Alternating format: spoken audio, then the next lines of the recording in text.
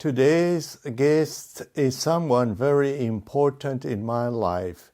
She and I met 12 years ago and have been married for 10 years. I would like you to meet my wife, Janet.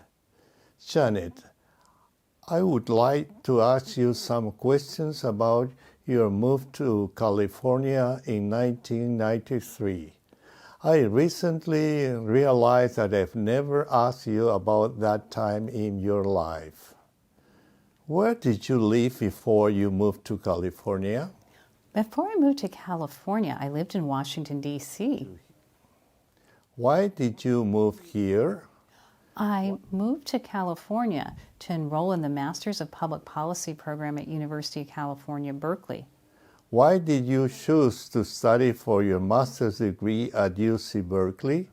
Weren't there similar master's degree programs on the East Coast? There were similar master's degree programs on the East Coast. I chose to enroll at UC Berkeley for a couple of reasons. First, it gave me a better financial aid package than other universities. Second, I had always wanted to live in California. My mother's parents lived near Sacramento, and I had friends from college who lived here in the Bay Area. Berkeley has a reputation for being very liberal. Knowing that your family is very conservative, did you find the people in Berkeley to be very different? So the people in Berkeley were certainly very different than people in the rural area in Virginia in which my parents lived. It was less different than Washington, D.C. Washington, D.C. is a very cosmopolitan city, and so having lived there, I was used to being around people from all parts of the world, from a lot of different racial ethnic groups.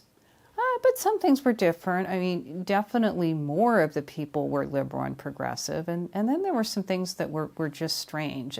At that time, there was a student at UC Berkeley who would go to his classes naked, and that was definitely different for me. What other differences did you notice? Well, I guess I noticed the food.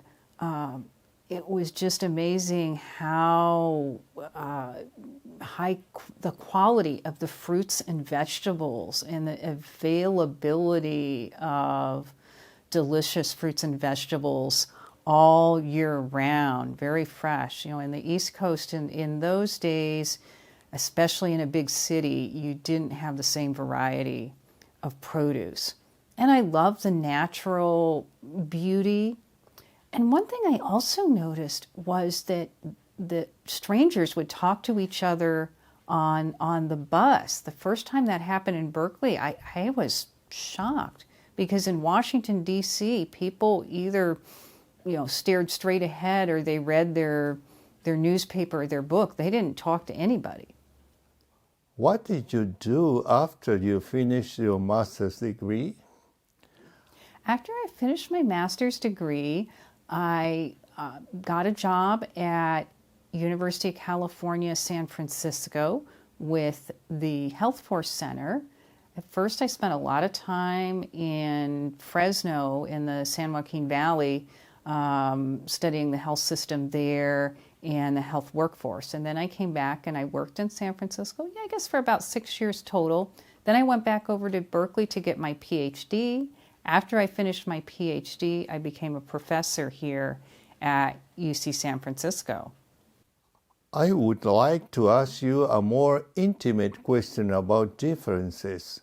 What are some of our differences? Well, I was born here in the United States. My first language is English.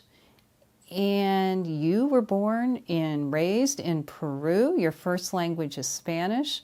You know, our cultures and personalities are both different. I'm quiet and introverted. You're very extroverted, very free to share your opinions. What is the best advice you can give to other people in cross-cultural marriages and relationships? Well, I think first is to try to understand a little bit more about the other person's culture. Understand what the norms are in their culture that might be different from yours. And lastly, be very patient and understanding and loving. This is your host, Jose Pepe Ramos from CCSF. Join us again next week.